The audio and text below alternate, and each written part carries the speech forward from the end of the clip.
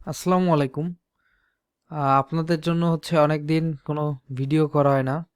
তো আজকে একটা শর্ট ভিডিও তৈরি করছি। এটা অনেকে জানে না, মানে জানলেও অনেকে ইউজ করে নাই। তো আপনারা চাইলে এই জিনিসটা ইউজ করতে পারবেন ওয়েব ফ্লোতে। মানে নতুন আপডেটের পরেই এই আপডেটটা দেওয়া হয়েছে। তো যারা যারা ব্যবহার করতে চান তারা করতে পারেন।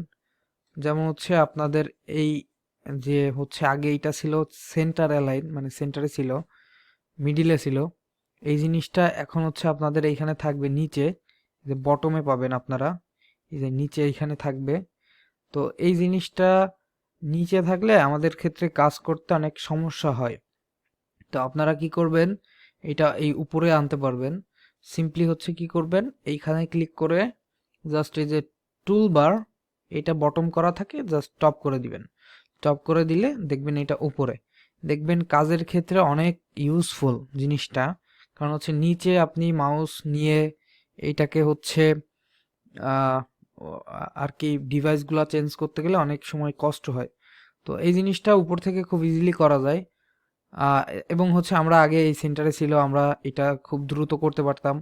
সেই ক্ষেত্রে এখন এই যে রাইট সাইডে পাবেন। এবং আমরা আগে ব্রেক পয়েন্ট বাড়াইতে পারতাম। এই ব্রেক পয়েন্টটা এখন এখানে আর নাই।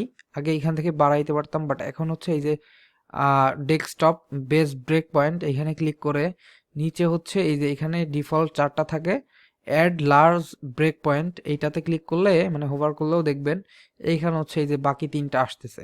তো আপনার যদি 1920-এর দরকার হয় বা 1440, 1280, এখান থেকে জাস্ট ক্লিক করলেই এইটা ক্রিয়েট দিলে নতুন এই যে ব্রেক পয়েন্ট এখানে অ্যাড হয়ে যাবে। অনেক এই জিনিসগুলো করতে পারেন না। তো যারা পারেন না তাদের জন্য এই ভিডিওটা যদি হেল্পফুল হয় তাহলে অবশ্যই একটা লাইক দিবেন।